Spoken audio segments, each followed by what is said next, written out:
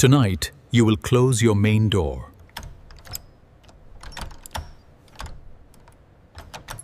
You will turn a small metal mechanism and walk away without thinking twice.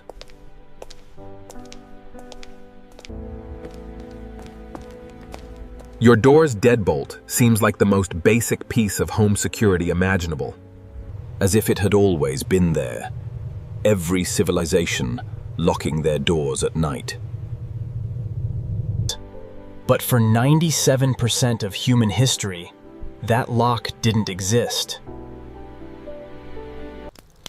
Without locks or keys, people slept in homes with no way to prevent entry. Yet, civilizations found ways to keep families and belongings safe. Their methods were brilliant, terrifying, and sometimes deeply unsettling. How did someone protect their home before the lock?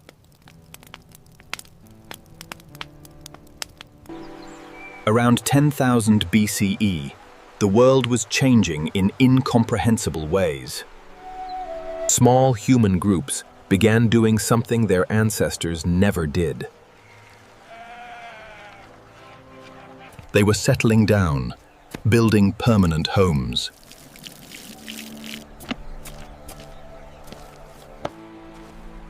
For millennia, humans were nomads, following animal herds across plains. They carried all possessions, and shelters were temporary. From branch lean-tos to hide tents, homes were constantly moved. When possessions fit in your hands, theft was a meaningless concept. You wouldn't steal from someone sleeping a meter away. Everyone knew each other. Every face was familiar. Nowhere to run. Property, as we understand it today, simply did not exist. Food was consumed quickly, and tools were shared among all. Territory was fluid. The idea of personal ownership was absent. In a transient world, agriculture arrived, changing everything. Along the Tigris and Euphrates, people learned to plant wheat. They irrigated fields with canals and stored grain in clay jars. Grain was stacked inside small adobe buildings. Permanent shelters of rammed earth began to dot the landscape. Villages appeared in river valleys, like Jericho and Çatalhöyük. Thousands lived in tightly packed houses, built wall to wall. For the first time, people had more than they could carry. This changed everything. Stored grain meant something worth taking. In Mesopotamia, your stored grain was something worth taking. Goats or dried fish were also valuable targets.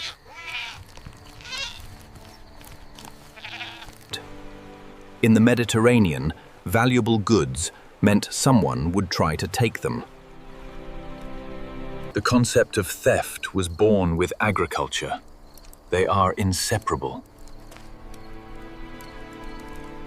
You can't have one without the other. This created a difficult problem. Early farmers couldn't move. Nomads could pack up and leave. A farmer investing 6 months in crops and irrigation cannot leave. Storing grain for winter means they cannot leave. Investment is in the land. Wealth is in the storehouse. Leaving means starting over, so you stay. You discover how to protect what you built, deciding to settle. Accumulating wealth seemed small then, but its impact was huge. This created a problem civilizations spent millennia trying to solve. How do you protect your property when you sleep or are in the fields? When night falls, you can't see what moves outside your door. The first answer involved no human-made structures. It had 4 legs. This is where the story takes an unexpected turn. The oldest home security system wasn't a lock, wall, or weapon. It was an animal, dogs, among the first domesticated creatures. When night falls, you cannot see what moves outside your door. A clear advantage. Dogs bark. They bark at strangers, at movement in the dark, at anything unknown. In a world without modern sensors or alarms, dogs were essential. A noisy, aggressive animal guarding your shelter was the best possible. In ancient Mesopotamia, Egypt, Greece, and Rome, dogs were security. Guard dogs in ancient Rome were so common, owners placed mosaic signs. Near main entrances, reading Canem, Blofram. These mosaics are beautifully preserved in Pompeii's ruins. Frozen under volcanic ash for almost 2,000 years. Romans literally placed "Beware of dog" signs on their floors in 79 AD. Same concept, different material. But dogs weren't the only animal guards. One of ancient military history's wildest stories involves geese. In 390 BC, Gauls under Brennus marched south to Rome. They descended on Rome, having already crushed the Roman army. A humiliating defeat, marking a cursed day on the Roman calendar. Gauls plundered the city. The Capitoline Hill was the last stronghold. Remaining Roman defenders entrenched themselves in the fortified temple. Gauls attempted a nighttime assault, scaling rocky cliffs in darkness. Roman guard dogs didn't stir. Human sentinels heard nothing. But sacred geese in Juno's temple, kept for rituals, became the heroes. They cackled wildly the moment the first Gaul warrior climbed over. He grabbed his sword, impaled the Gaul leader. Alarm spread. Romans rallied on the walls. Capitoline Hill held. Geese saved Rome. Think about it. One of history's dominant empires survived destruction because temple birds wouldn't shut up. Beyond animals, ancient people used the landscape as security. Bronze Age settlements were deliberately built on hilltops and riverbanks. This wasn't about the landscape itself. Elevation is a natural defense. Attackers are slower, more exposed, And noisier than on flat ground. You can see them coming. They cannot see what awaits them. Thorny hedges were planted. Around settlements in ancient Britain, creating living walls of thorns. These could cut skin and clothes, which was incredibly brave. Or incredibly stupid. Maintaining such a fence was a commitment.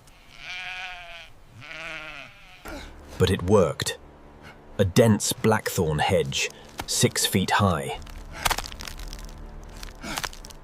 It was a genuine obstacle, impossible to cross silently at night.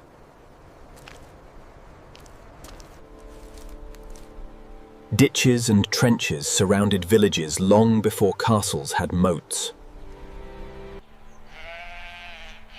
Archaeological excavations found ring ditches in Neolithic settlements, found across southern England.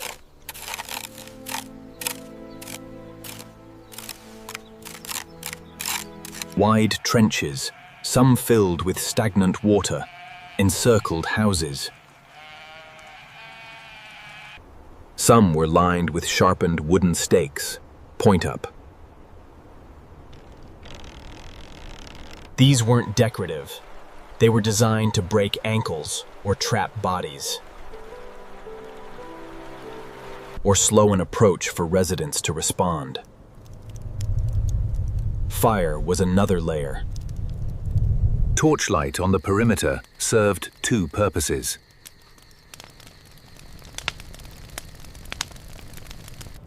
It allowed residents to see movement beyond the firelight, and signaled to observers that the village was awake and alert. Flickering flames were ancient shorthand for, "We are here, we are watching." And we are not asleep. What comes next still makes no modern sense. The next step in home security wasn't a device, animal, or ditch. It was a human being. Ancient Egypt, around 3000 BCE. Great cities along the Nile were growing rapidly. Wealthy households needed protection for their grain, goods, and families. The solution was literate. Station a human at the door. That person became the lock. Doorkeepers were a recognized social role. They stood at rich homes, royal granaries, or temple entrances. Their job was to control passage. Some were trusted domestic servants. Many were slaves. Their physical presence was the lock. His body was the barrier. No mechanism, just a person, unable to move. This practice spread. Mesopotamian households also employed doorkeepers. They sat at rich homes, royal granaries, or temple entrances. Sometimes covered by a woven curtain or a simple wooden panel. The doorkeeper's job was to make crossing that opening dangerous. If someone tried to enter, the doorkeeper raised alarm or fought. The human body as a locking mechanism seems deeply unsettling now. But for thousands of years, it was standard. Romans formalized it. With efficiency, the ostiarius was introduced.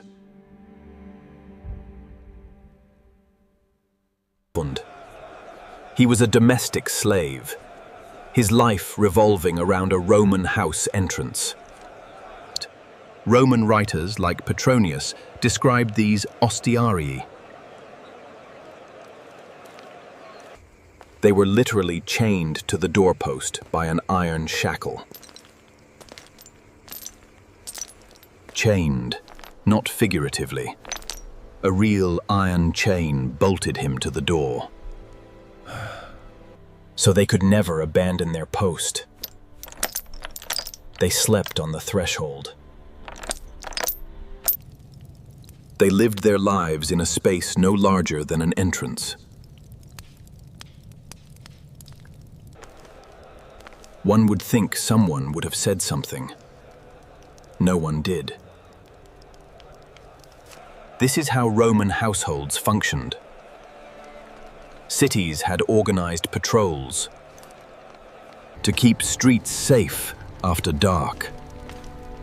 In sophisticated Babylon, armed guards walked designated routes, announcing their presence. Carrying lamps and clubs, shouting to announce their presence.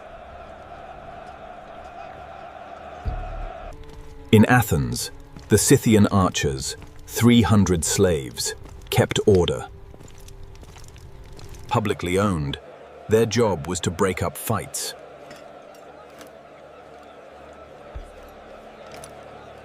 Arresting drunks and maintaining order after dark. The community itself was the most effective security network.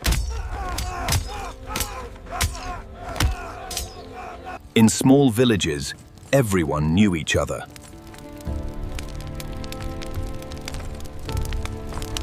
Every face and voice was recognized. A stranger was noticed. Immediately questioned and observed by everyone.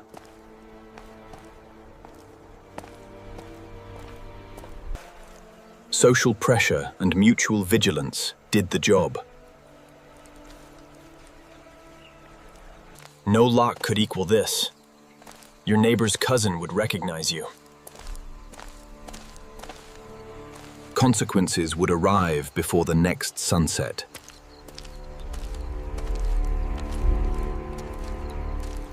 Religion added a psychological defense. Lead curse tablets.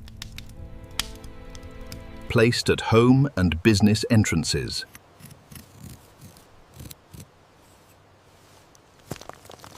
Inscribed with warnings for thieves.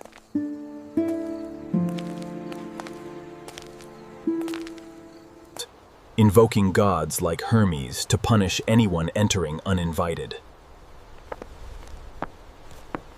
Or taking what wasn't theirs.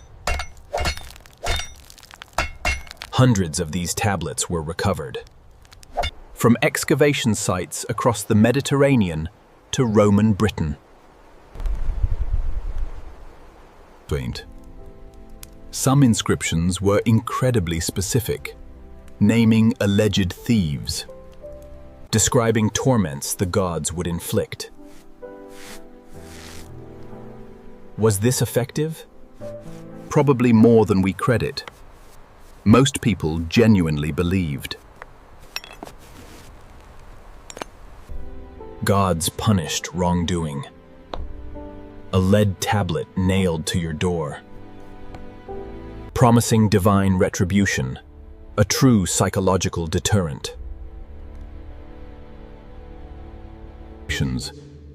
A threat backed by something more reliable than any deadbolt. Fear of gods kept more homes safe than any device. Finally, someone looked at all these methods.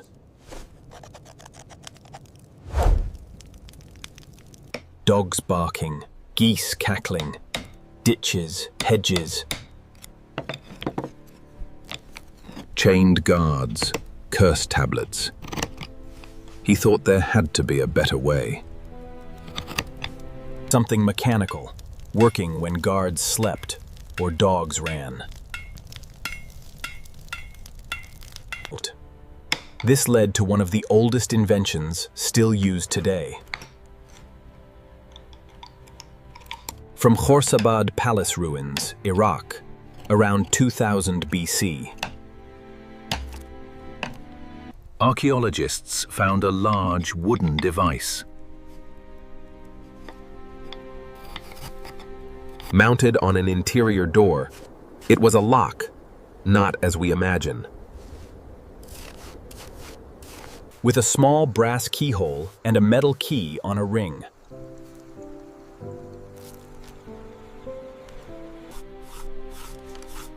This thing was huge. The wooden deadbolt was over 2 feet long. The key, carved from wood, was about the size of a large toothbrush. It was shovel-shaped, with wooden pins protruding from one end. The mechanism used a pin tumbler principle. Pins fell from above into holes in the deadbolt, locking it firmly in place. To unlock, you inserted the oversized wooden key from outside. The key's pins pushed the deadbolt pins up, freeing it to slide. It was slow and clumsy. The key was so large, you carried it. It was inelegant, but it worked. Egyptians refined the design. Wooden pin tumbler locks appeared in pharaohs' tombs, on massive grain storehouses along the Nile, and temple entrances. In wealthy merchant compounds in cities like Memphis. The keyword is rich. These locks were expensive to produce, requiring intricate craftsmanship. Precision carving of interlocking pins was specialized work, requiring skill. A common farmer outside Thebes could not afford one.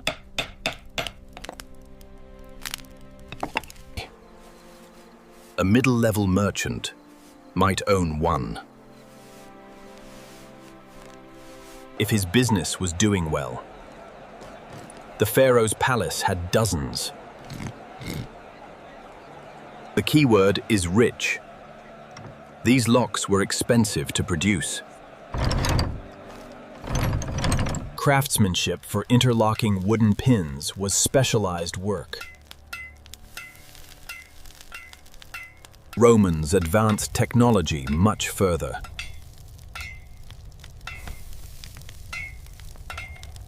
Roman blacksmiths forged iron and bronze locks and keys. This made mechanisms smaller, stronger, and portable for the first time. Roman keys shrunk from shoulder-sized wooden paddles to small finger devices. Wealthy Romans wore house keys as ornate bronze or iron rings. Partly for convenience, partly as a visible status symbol. Flaunting a decorative key ring announced your wealth to all. It was the ancient equivalent of displaying expensive car keys on the table. Roman locksmiths introduced ward mechanisms, internal metal obstructions, requiring a key with a specific pattern of cuts and grooves. This was a true leap in mechanical sophistication. Roman locks were harder to defeat than wooden Egyptian predecessors. But harder is relative. Even Roman ward locks could be picked. With patience and experience, feeling the wards in the dark. Roman writers complained of thieves picking locks at night.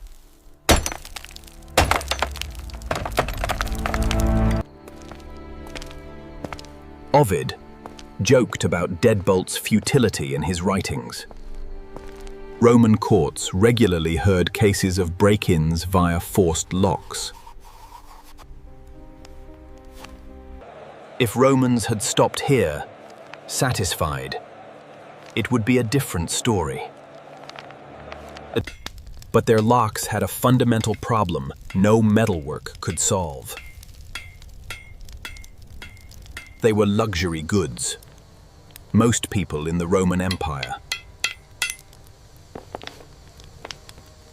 from Gaul peasants to North African merchants, did not own a lock. They could not afford one.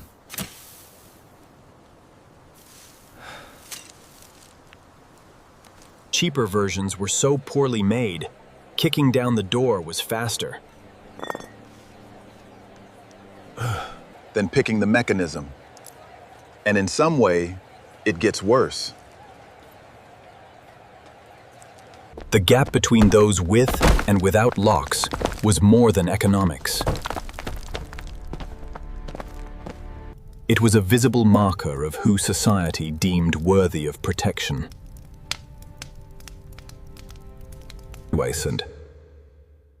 A senator's fortified home had iron locks in every room. A chained ostiarius, guard dogs, and curse tablets on walls. The cramped apartment of a freedman in the dangerous Subura slum had a cloth curtain over an open entrance. Same city, same empire. Completely different security levels, based solely on wealth.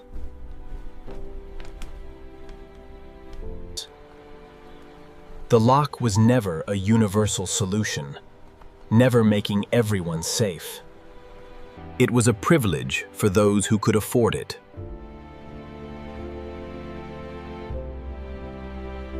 For the vast majority, from the Fertile Crescent to Rome. The question of how to keep homes safe had a different answer. An answer with no mechanisms or keys, but everything to do with fear.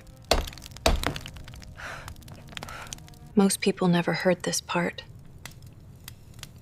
This is where we're headed now. If you're enjoying this deep dive, subscribe. We cover stories like this weekly. The history that never made textbooks. In medieval Europe, locks were still rare, still expensive, reserved for cathedrals, royal treasures, and noble homes. The average medieval farmer never touched a lock, but their homes were not unprotected. The true security system for common people for most of history. It was never a device you mounted on a door. It was a promise. A very specific and public promise about breaking into someone's home. Had a cloth curtain over an open entrance. Same city, same empire. One of the oldest legal codes, carved in Babylon around 1750 BC. Among its 300 laws, several addressed theft and home invasion. The penalty for breaking into a Babylonian home was death. The convicted thief was executed in front of the house.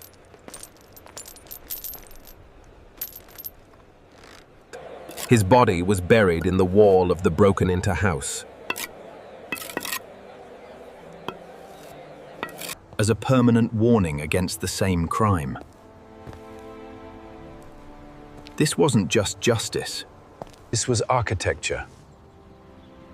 Punishment became part of the building. Roman law took a similar approach, treating the home as sacred. An owner catching an intruder at night had the right to kill them. No trial, no questions, no consequences. Night intrusion implied violence. The owner's response was self-defense. The lock was never a universal solution for safety. It was a privilege,